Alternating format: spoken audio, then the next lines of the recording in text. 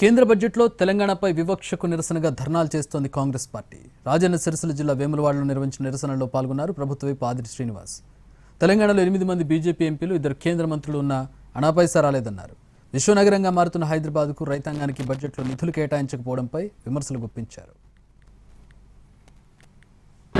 తెలంగాణ ప్రజలు 8 మందిని భారతీయ జనతా పార్టీ ఎంపీలుగా గెలిపించి కేంద్రం పంపిస్తే 2 కేంద్ర మంత్రులు కూడా ఉండి అన్నా పైసా బడ్జెట్లో తీసుకురావడంలో వైఫల్యం చెందిన సందర్భంలో ప్రజల పక్షాన మా నిరసన మా ధర్నా రూపంలో కేంద్ర ప్రభుత్వానికి చెప్పడానికి ఈరోజు ధర్నా రూపంలో ప్రయత్నం చేసిన మాట సందర్భంగా చెబుతూ కేంద్ర బడ్జెట్లో బీహార్ బీహార్ బీహార్ అని పలుమార్లు వినిపించిన సందర్భం. అంటే అక్కడ ఎన్నికలు ఉన్నాయి కాబట్టి మన దేశ సంపదను ఎన్నికలు ఉన్న ప్రాంతాలకే తరలించడం అనేది మనం చూస్తున్నాం.